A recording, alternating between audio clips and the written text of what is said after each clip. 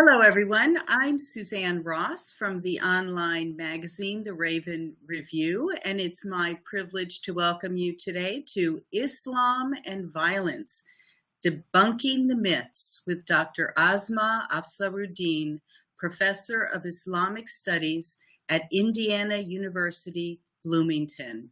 Welcome, Asma. We're delighted you could be with us today. Thank you, Suzanne. It's a pleasure to be here. So this conversation is actually the fifth installment of our six-part 2016 election series. This has been an extraordinary election season, to say the least, where superficial conversations have unfortunately elbowed out in-depth discussions, but not here at the Raven Review.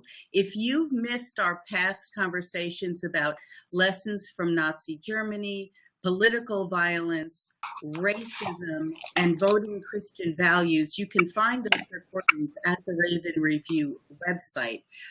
I have a feeling that these issues are going to continue to be relevant after November 8th, so I hope you go to those recordings and maybe consider using them as discussion starters with families and friends. I use them with an adult ed group at my church, the one on lessons from Nazi Germany, and it generated a lot of good conversation and soul searching. So I encourage you to make use of those recordings.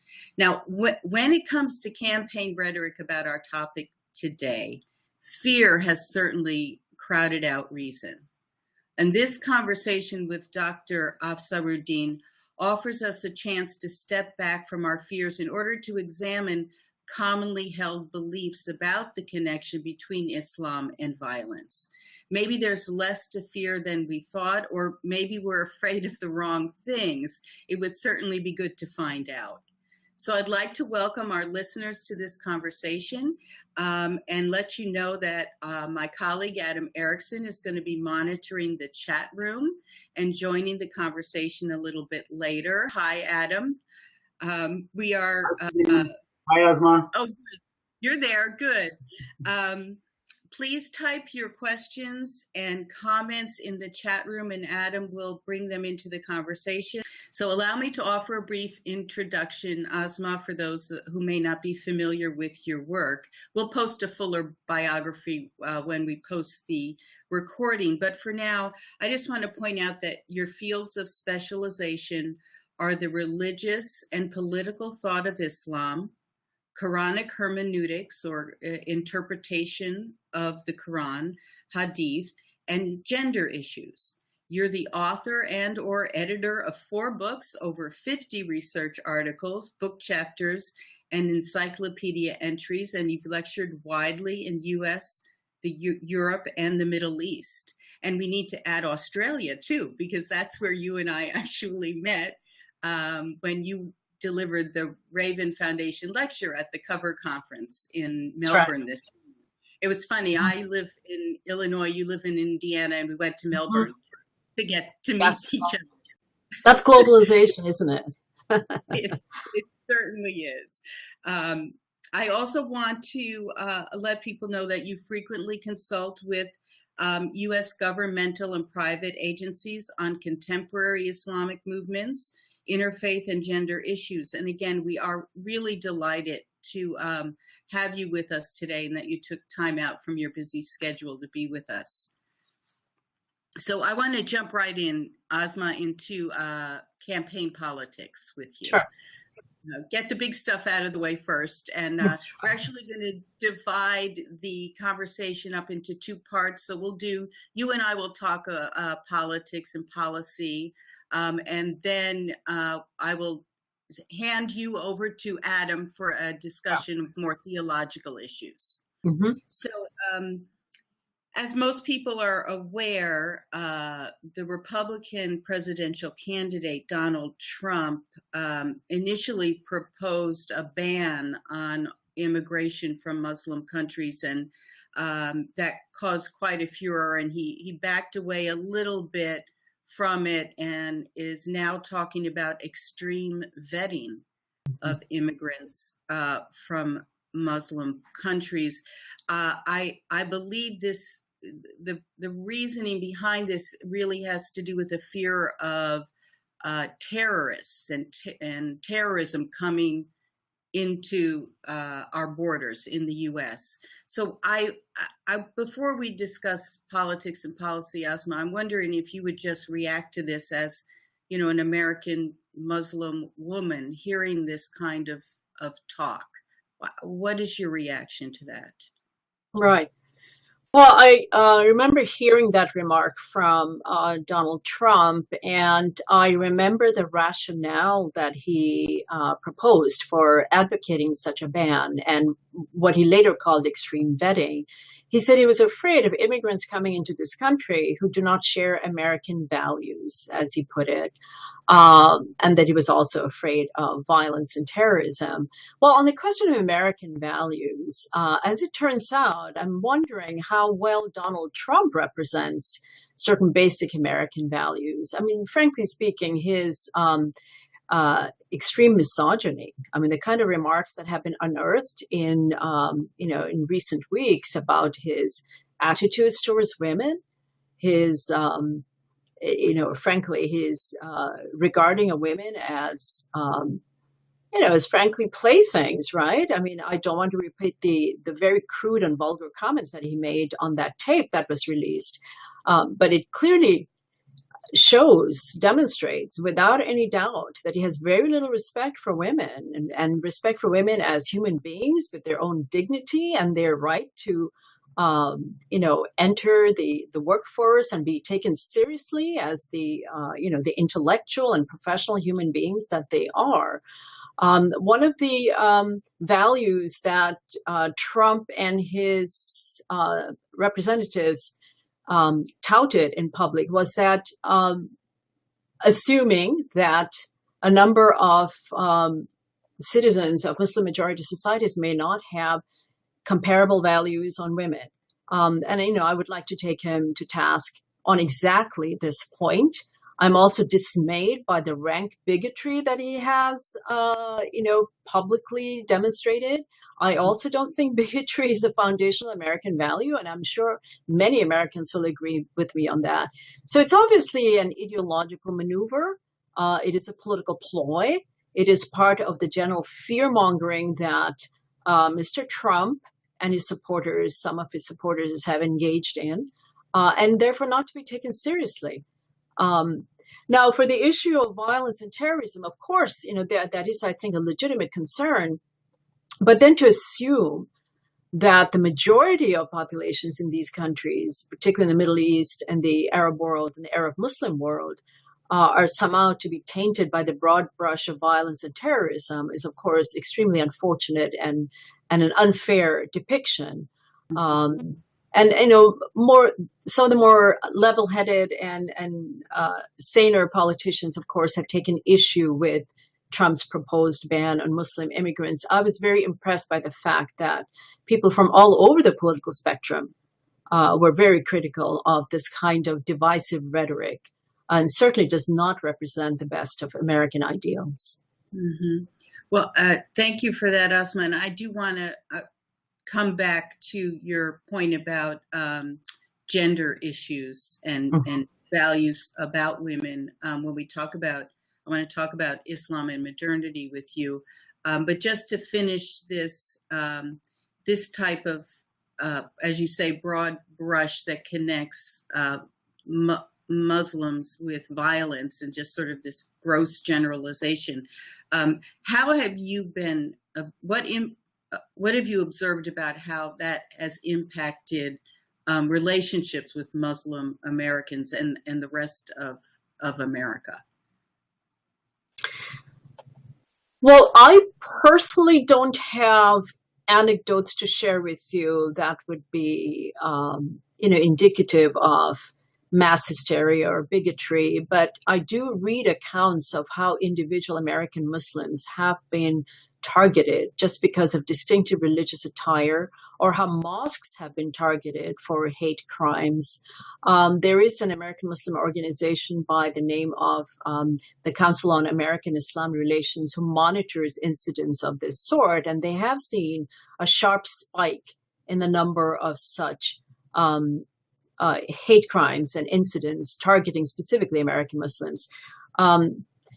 What's bizarre about this, at the same time, people like Sikhs have been targeted because Sikh men often wear turbans, and people assume that that must be, a distinctive feature of Muslim attire.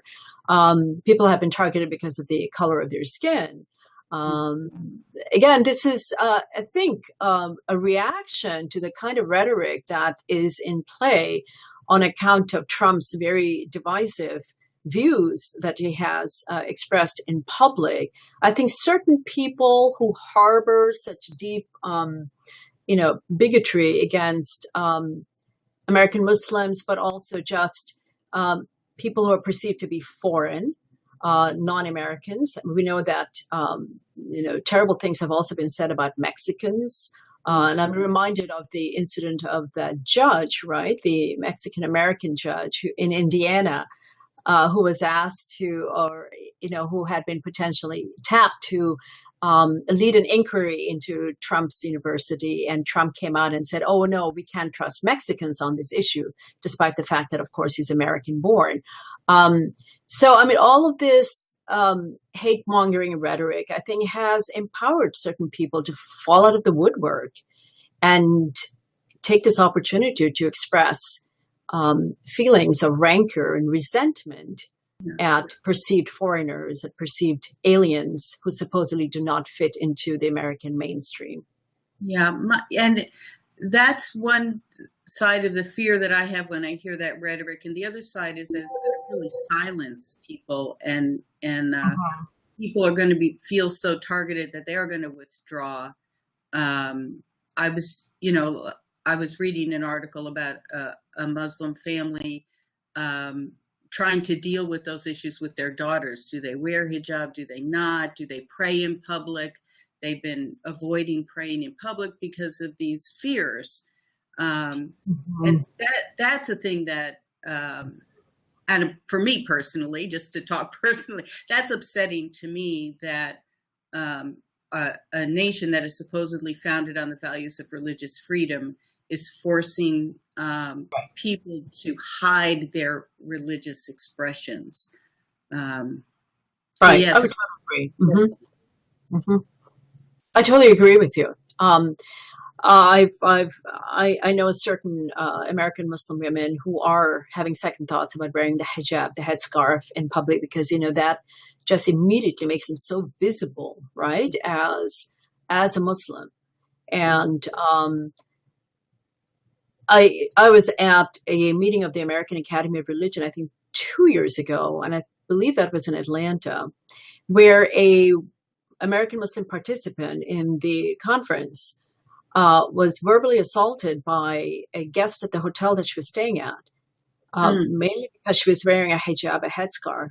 And she was made to feel that, even though she's American born, she was made to feel that she did not belong in this country. And of course, you're absolutely right. This has huge repercussions for cherished American values of religious freedom and freedom of expression. And this is something that I think we all need to speak up about and be more vocal about challenging. I think this is, in many ways, a teachable moment for many of us. I do engage these questions in my classes, for example, at Indiana University. I'm currently teaching a course on Islam and modernity. And of course, gender is a big part of the discussion that we're carrying out in my class. So these are issues that need to be kept on the front burner, and we have to be frank about engaging and discussing the far-reaching implications of what's going on vis-a-vis the rights of American Muslims to practice their religion in public. The last thing we want to do is to become like France, where it actually becomes, religious activity of this kind and religious expression of this kind in public actually becomes criminalized. I don't see us going in that direction, but there's a real fear that if this continues unchallenged, that there will be serious repercussions down the line.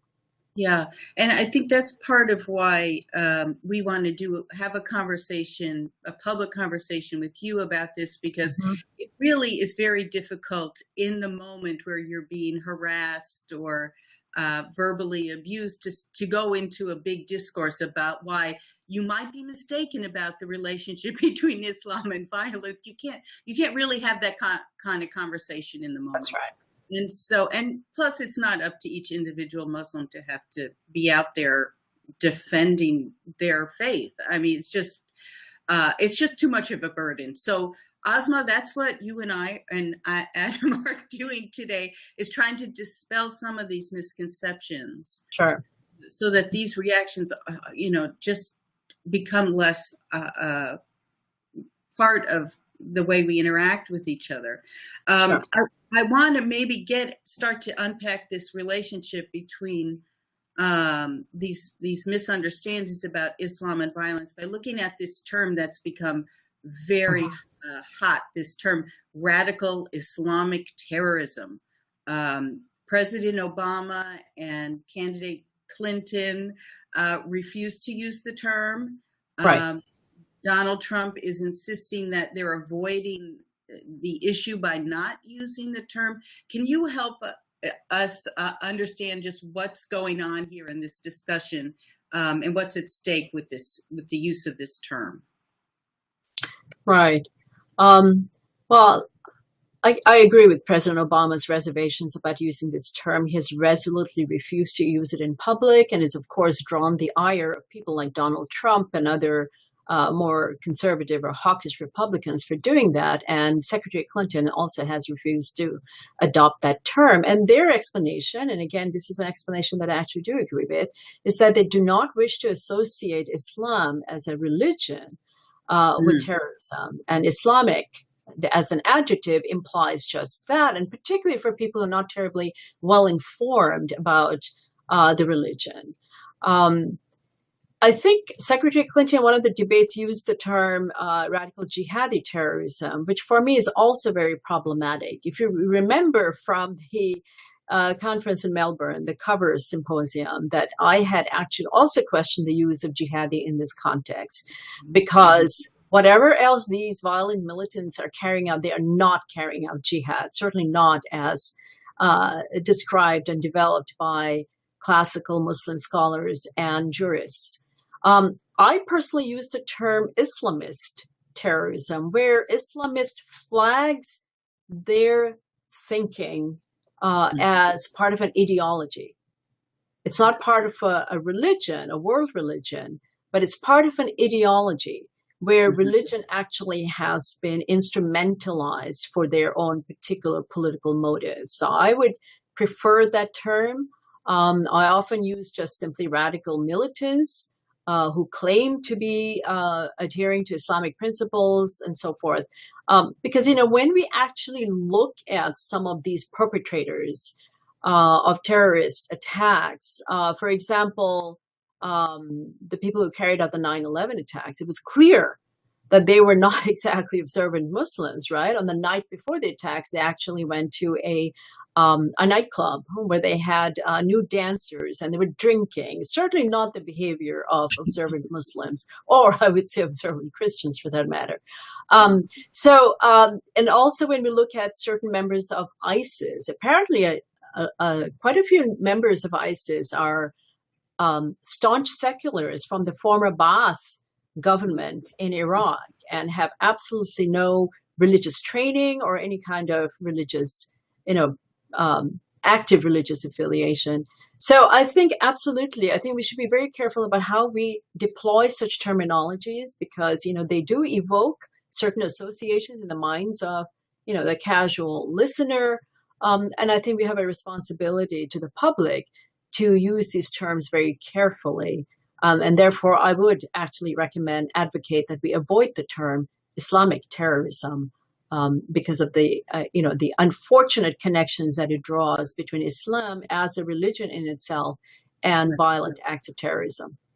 Right. And unfortunately, the ISIS group, despite some secular leadership there, is associated, of course, in our minds with this desire to return to the golden days of Islam, this to reinstate a ideal caliphate and so forth. And What that looks like, of course, to those of us watching the news is just horrific in terms of the violence, the morality police, the abuse of women, beheadings that are in the news and so forth, and just the sheer mistreatment of the communities that they're coming into. It's a lot of violence against fellow Muslims, I suppose, if you want to say fellow in that sense. But Yes. what I'm wondering if, because that's so present in our minds, that the way ISIS is behaving is Islam. Can you help us understand, where does that notion of this very forced conversions and that sort of thing come from? And is that classical Islam? Is that Islam from the days of the Prophet? Well, the easy answer is, of course not. I mean, we should not even entertain such notions. I don't think it's very well known, and I think this is this is highly unfortunate. But over 100 recognized Muslim scholars and jurists issued a statement condemning the actions of ISIS, and that hardly found any kind of mass publicity, unfortunately, in our own media and the global media. But this is very important. I mean, these scholars took the time to painstakingly demonstrate that these positions of ISIS have absolutely nothing to do with Islam. And in fact, they do have connections with what in Islamic legal literature is called hiraba, terrorism. The act of terrorizing civilian populations, the act of plundering and pillaging and basically causing mayhem and chaos and confusion. The jurists did have a very clear legal term for that, and this is a highly punishable crime and has absolutely nothing to do with Islamic principles. So ISIS is basically a terrorist group that carries out hiraba. End of discussion. Mm-hmm. But I mean, it should have had some impact on the world media that, these prominent Muslim scholars, intellectuals, and thinkers carefully crafted this document and painstakingly refuted each and every position advanced by ISIS in the name of Islam. And that therefore, this reflects the consensus of the mainstream Muslim community that ISIS is not to be considered within the pale of Islam, within the fold of Islam. Yeah. I mean, that should have had some, I think, impact, right, on public discourses about who exactly ISIS is and who they represent. But unfortunately, it hasn't. And I'm surprised at how many people are not aware of it. But this was a document that was signed on by Muslim scholars from all stripes. So, they had Sunni representatives, Shia representatives, and from all over the globe, from Muslim majority societies as well as Muslim minority societies. I've got a bit of a follow-up question on this from Jim Crane from Lake Oswego. Jim says, it is often said that winning the minds and hearts and minds of Muslims is necessary and urgent to defeat ISIS and other terrorist movements. What are the most important relevant issues for Muslims? And as I hear you talking, Asma, I think that one of the important things is to listen, is to actively listen to all of these Muslims who are denouncing terrorism and who aren't having their voices heard because the media isn't promoting it. But all it takes is a simple Google search of Muslims denounce terrorism, and you get tons of stuff saying, talking about this. But I totally agree. Yeah, if you have other things, other responses to that, I'd love to know. Well, I think you hit the nail on the head, though. I mean, there are so many voices coming from the Muslim world, both the heartlands, but also from the West, denouncing these acts as completely un-Islamic and completely contrary to foundational principles within Islam. But these voices do not get amplified. They simply do not get picked up and be broadcasted abroad as much as the minority militant voices that we hear about all the time. So I think this is a problem that we all have to tackle with. And frankly speaking, I think the media needs to take a much more prominent role in combating these extremely lopsided views. I mean, many of us individually try to write op-ed pieces and try to give talks and lectures in public fora. But, that's just the tip of the iceberg. I mean, we really need to have particularly the Western media sign on to this and give prominence to mainstream voices that are speaking out loudly and strongly and frequently. But we just do not hear these voices in the West. And I think, therefore, this misperception persists. And even in the academy, I'm surprised by how many people within the academy, and I would expect my fellow academics to be better informed, how this misperception persists even deep within the bowels of the academy, but certainly out in the general public sphere, that Muslims are simply not doing enough to speak out against militancy in their midst. Yeah, that was one of the things that I thought was so interesting at the conference in Melbourne, Asma, how many scholars there that were in the field of religion and theology that really got an education from your lecture. I'm glad to hear that. There was a lot of, I had no idea. And I don't know why that is. It is discouraging to me that we think we need to educate Muslims about their own religion. Yes. I feel like that's not the issue. The Muslims know they have. It's a religion of peace and mercy, and if you ask any Muslim what's their religion about, that's what they're going to tell you. The problem is with non-Muslims who need to be educated about the abuses, as you're saying, of the religion by these people who are using, who are hijacking, right, or as you say, for their own purposes, and right. using it. It's how do you? I mean, why these things are happen the way they do is just really no point, but in asking. But we just need to keep trying to counter it with reasoned arguments. And I do kind of want to turn to this question of the compatibility of Islam and modernity, because that's where we start to get questions about treatment of women. And I see there's a question in the chat room about Sharia law, which often comes up as if Muslims have some sort of agenda for redoing our legal system or something. But I'm wondering if you could discuss, because you've written a lot about this. As you say, you're teaching a course in Islam and modernity. Right.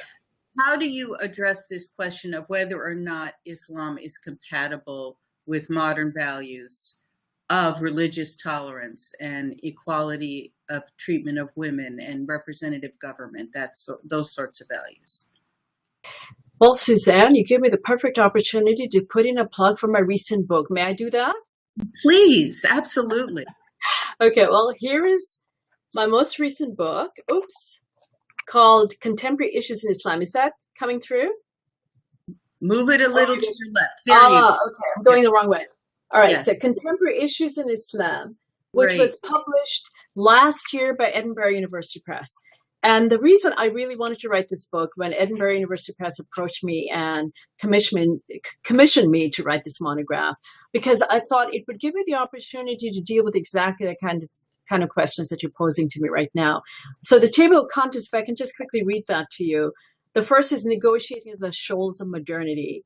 Then engaging the Sharia, it's the second chapter. The third is Islam and politics. The fourth is Islam, gender, and feminist hermeneutics. The fifth is war and peacemaking in the Islamic tradition. 6 is American Muslims and the expansion of the Ummah. And 7, religious dialogue and interfaith relations. Because I thought that these were kind of the hot button issues that everyone is concerned with. And I hope I've made a compelling case in the book that there are plenty of resources from within the diverse Islamic tradition. And we have to recognize that the Islamic tradition is hugely diverse. And that is a strength that we can draw upon in the contemporary period to make exactly what you're suggesting, to make a compelling case for religious freedom, women's equal rights, for democratic civil societies, and to make a case for peaceful coexistence of Muslims with non-Muslims. All those resources and all those answers are actually to be found within the internally diverse Islamic tradition, and they can be foregrounded today, especially because in the kind of world that we have inherited today, right, the globalizing world, and it's also an extremely violence-ridden world, that we need to find answers to these questions. And for Muslims, those answers must be drawn from within the Islamic heritage. That will, of course, confer legitimacy on it. And, frankly, I think the task is actually quite simple, but we need our scholars, we need our intellectuals to engage in this task. And I'm happy to report that there are a number of us who are doing exactly the same thing. I think some of these works need to be better known. I think perhaps for too long we have been too comfortable in our ivory tower and not engaged, a larger general audience adequately. That is changing. This book was actually written to be and meant to be accessible for a general audience. So I have tried to avoid as much jargon as possible. And I'm hoping that readers will benefit from this book. And if some of your audience today listening in would be encouraged to go out and acquire a copy of this, I would love to hear back from them regarding, potential benefits that they might have, derived from the book, or their critiques as well. Yeah. One of the main purposes for writing this book was to start a public conversation exactly of this sort, where we talk about the resources within the Islamic tradition, to exist peacefully and meaningfully in our contemporary world. Absolutely. It's one of the things I admire very much about your work, Asma, is that you are trying to reach out to general audiences, because it's like you say, you can get talking to your own fellow researchers and scholars, but what you're doing has so much relevance to how we relate to one another and to our political lives together, that it can't just get stuck inside the ivy covered walls, as they say. Right.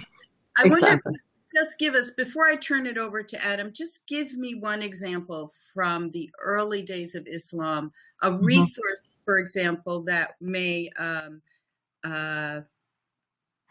demonstrate the resources for a tradition of tolerance of other religions. Right. Well, there is that famous verse from the Quran, from chapter 2, verse 256, right? There is no compulsion in religion. And when we look at the early history of Islam, there were no forced conversions that might have occurred in the later period, but it was also, even in the later period, very infrequent and sporadic, because people were commanded by their most holy book, right? Muslims were commanded by the most holy book. And of course, Muslims believe the Quran is a divine revelation, that the words are coming from God himself. And so there is a divine commandment, no ifs or buts about it, that there is no compulsion in religion, and people cannot be forced to accept any religion or belief system against their will. And we find this constantly implemented throughout the early history of Islam. Of course, then people will bring up the whole issue of the conquest, right? I would tend to call those more Arab conquests rather than Islamic conquests. We don't know why the conquest started. We do know that they often started without any prior knowledge of such military campaigns by the early rulers of Islam, the famous 4 caliphs of Islam. But even having said that, even after these areas were conquered, the populations of these areas remained resolutely Christian until about the 10th century or so. So we're talking about, at least 3 or 4 centuries after this conquest took place, where the majority of the population remained Christian, remained non-Muslim. So obviously there was no whole-scale attempt to convert any of these indigenous peoples to Islam. In fact, that would have been absolutely frowned on. And we have many anecdotes, again, preserved in our early sources, where prominent Muslims would scold others for trying to impose Islam in any way, even including on their own spouses and children and neighbors. Mm-hmm. Yeah, those are beautiful and stories, as you say, full of relevance for the way we conduct ourselves today.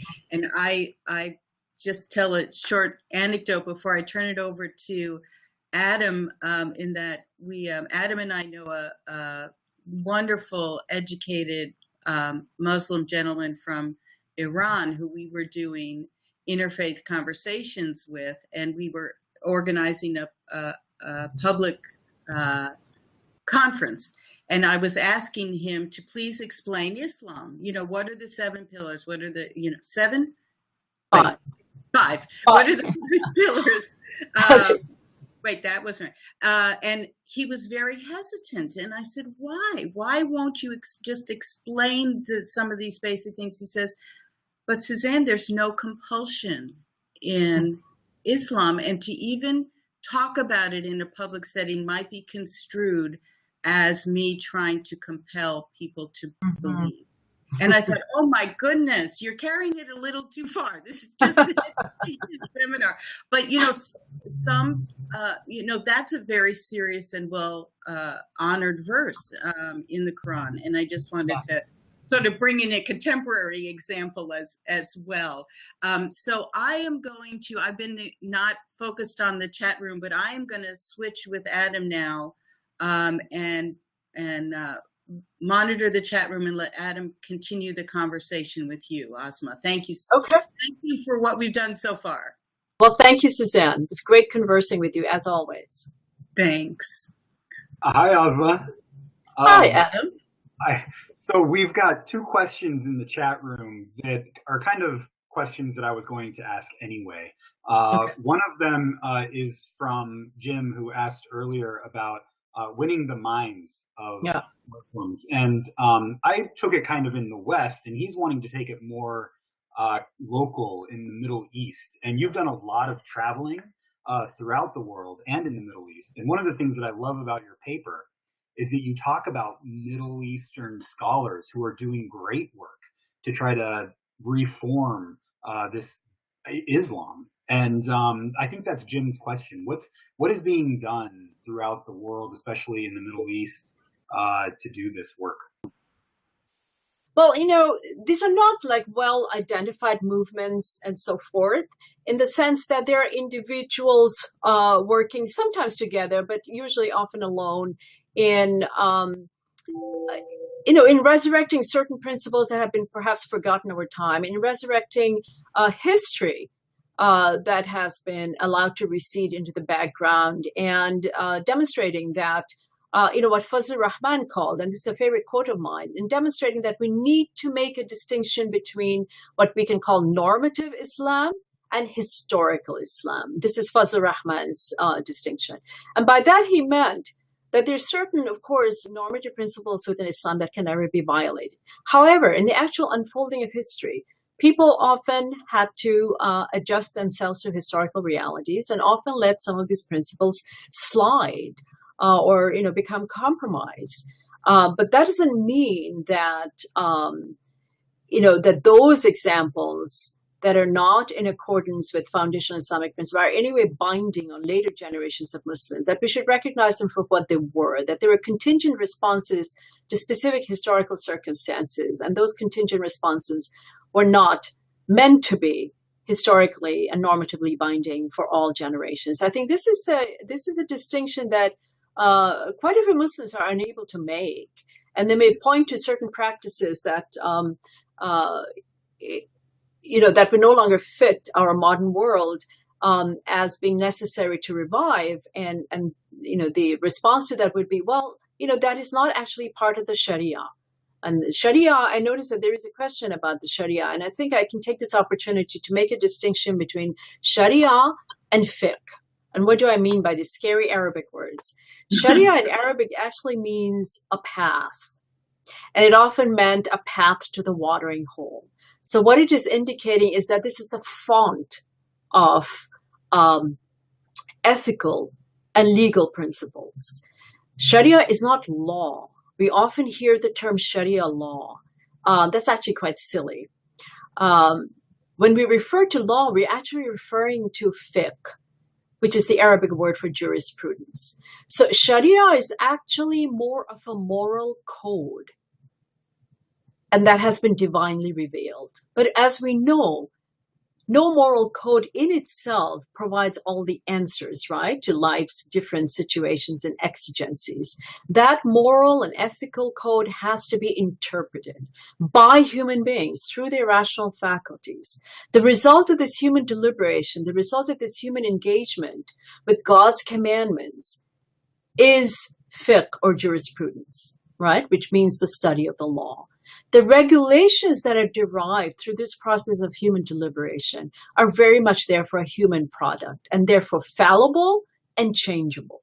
So what is the Sharia? The Sharia then is the font of enduring moral and ethical principles such as there shall be no compulsion in religion, right? So we can map that onto our modern notions of religious freedom, that all human beings have been created equal and they have inherent human dignity and inalienable rights granted to them by God. Somehow that sounds suspiciously familiar, does it not? And I think it tends to be in accordance with some of our enshrined legal principles, right, within the U.S. Constitution. So we're talking about enduring normative principles that are contained in the Sharia, but then we also have fiqh, the body of law that actually emerged over time due to human deliberation, and that is capable of being revisited and is actually being revisited by a number of Muslim ethicists and jurists.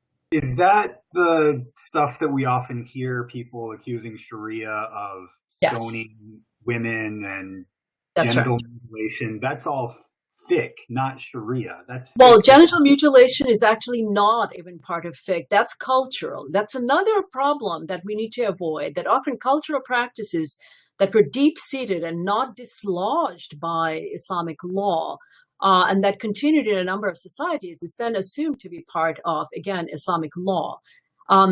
Genital mutilation is more or less an African practice. By the way, there are African Christians who also practice genital mutilation. That gets left out of these discussions. So it's more of an African cultural practice. You do not see this practice, for example, in South Asia or Southeast Asia and other Muslim majority countries. So I think we need to keep that in mind, that there's often a conflation of religion and culture. And oftentimes we can't tell the distinction between the two. Mm-hmm. Well, we've got about 10 minutes, and I've got a whole page of questions that I want to ask you. You had mentioned jihad earlier, right? And there is just a whole lot of perceptions about jihad, and you go through your paper, and we'll link to it in the show notes later when we post this. But can you tell us what is jihad and what isn't jihad? Okay. Well, jihad first and foremost means struggle or effort or striving. And the word is often then added to the phrase in Arabic, fi sabilillah. So it basically means striving in the path of God. So jihad then refers to any kind of laudable activity that promotes the well-being, not only of the individual, but also the larger society. So anything that promotes, that conduces to the good is considered to be part of jihad. There's a broad moral imperative in Islam drawn from the Quran that says that one should always promote what is good and forbid or prevent what is wrong. So the effort required to actually implement this principle in one's life is jihad, pure and simple. Now, for most of the time, for individuals, it can be a verbal endeavor. It can be a physical endeavor. For example, in struggling to get up first thing in the morning, right, to start one's day and to come to school and get an education or go to work and acquire a living. All of that is part of jihad. The one kind of jihad that we hear about all the time is the military jihad. And that, frankly, is a state activity. It has nothing to do with the individual. In other words, a proper military jihad should be defensive. It should be promulgated in order to ward off an attack by an external aggressor. And such a call to a military jihad can only be issued by a legitimate head of state. Not every Tom, Dick, and Abdullah can do this, right? Which is the case that we see now in the Middle East or the Muslim world in general.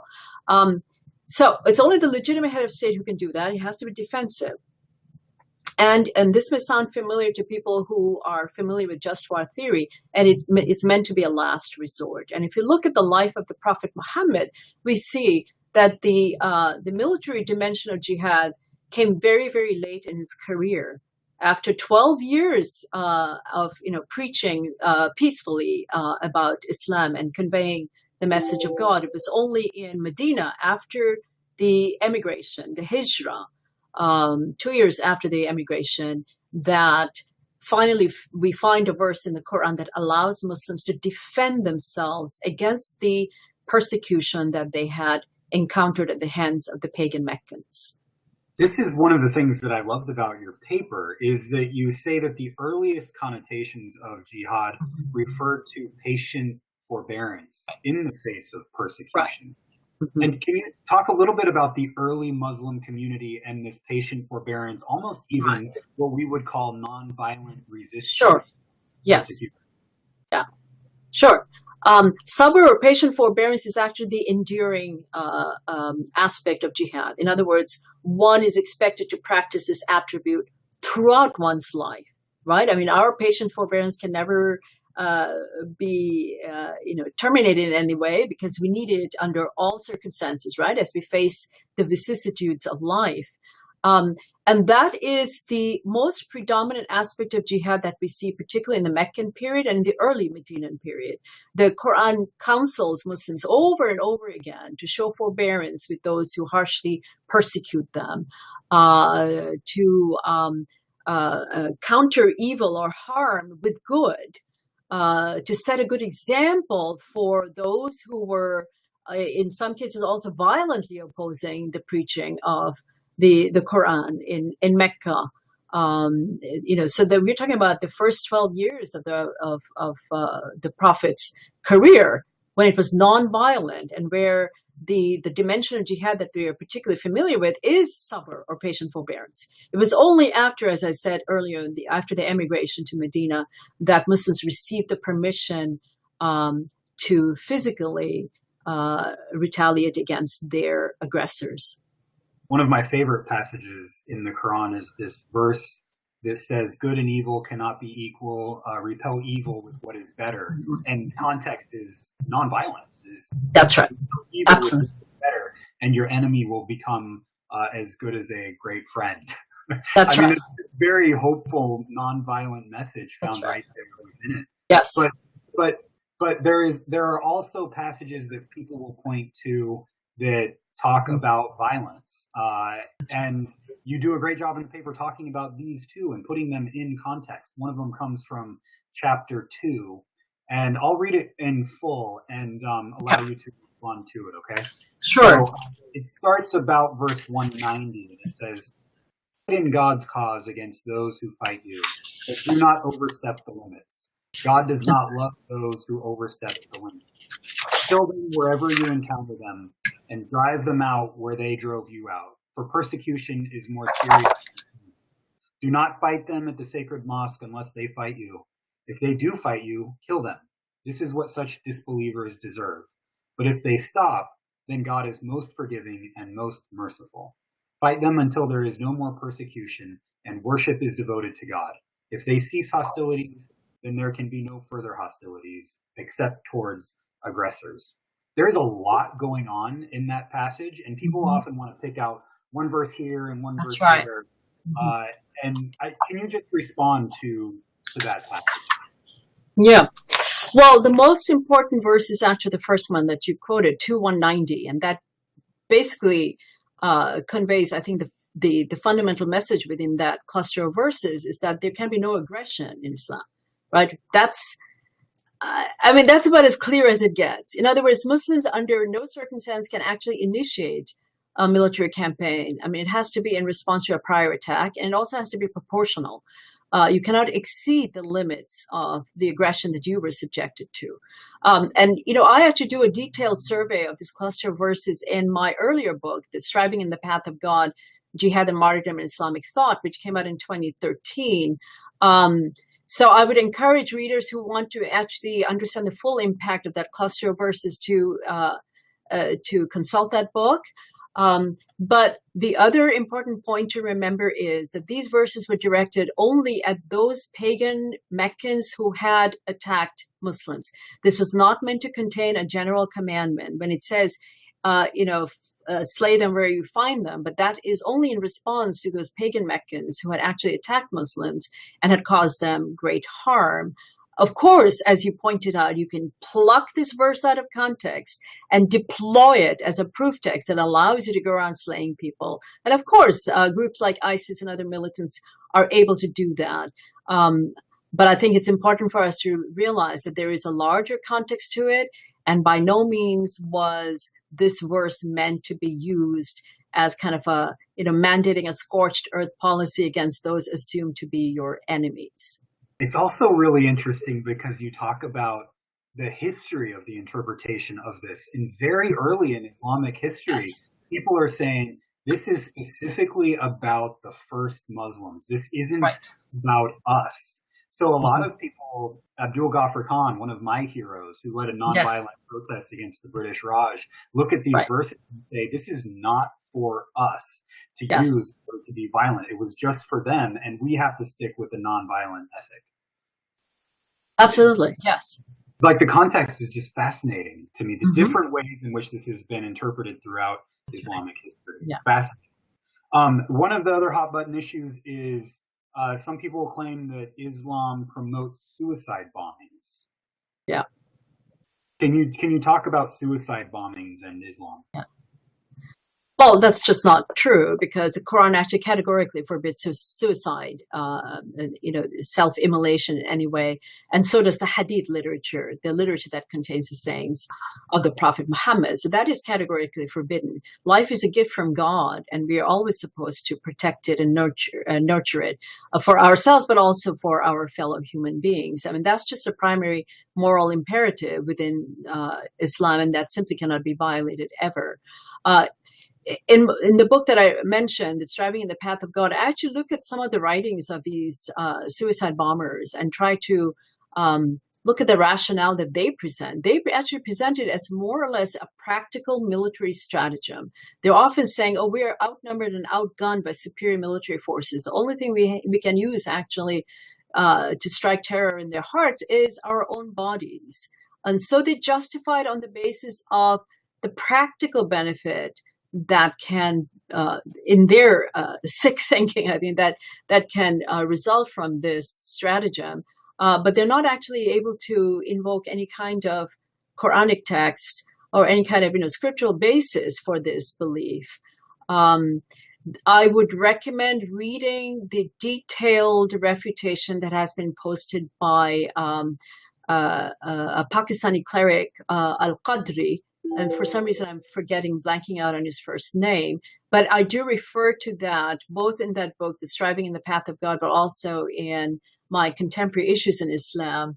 Again, he actually goes through some of the arguments that have been put forth by those who support the idea of suicide bombing and just absolutely demolishes them because he proves beyond doubt that there is absolutely no basis, no scriptural basis for this position, and that it is a purely, opportunistic and amoral position that they have adopted, mainly because of their desire to wreak vengeance on those they consider to be their enemies. Well, Asma, we are coming to the end of our hour, and I thought that I would just end with a really simple question that has no nuance in it whatsoever. And that is, who is God in Islam? Yes. Well, according to the Quran, God is, his Arabic name is Allah, but don't forget that this Arabic word is actually used also by Arabic-speaking Christians and by Arabic-speaking Jews. But in the Quran, God... by Jesus himself. By Jesus himself. Yes, by Jesus himself, right? Yeah. That's right, in the Arabic Bible, yes. But God, according to the Quran, is clearly the God who is universal, and he has sent revelations to humankind through, a huge number of prophets and messengers. And of course, within that list of prophets and messengers are included names that will be very familiar to your audience: Moses and Jacob and Solomon and Jesus Christ himself. And of course, then Muhammad is, as Muslims believe, the seal of the prophet. So for Muslims, actually, the answer is very easy. He is the universal God who has sent his message repeatedly to humanity, and that all these other great religions that precede Islam actually are to be recognized as part of God's universal message. Different inflections for different societies, but ultimately the bottom line message is one and the same, that God is one and we are all his servants on earth. Thank you. Thank you, Asma, for being here with us and for fielding all these questions.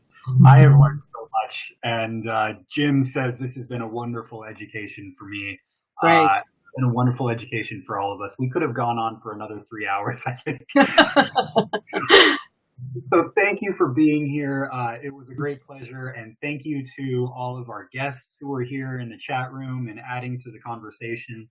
I just want everybody to know that next week we will be talking with Hannah Michaela about scapegoating, politics, and how to create a better world. So until then, again, thank you, Asma. Thank you, Adam. Thank you, Suzanne. And thanks, everyone, for joining in. And we will link to all of your books and to the video of your paper when I post this a little later. Until then, everyone, grace and peace be with you. Bye-bye.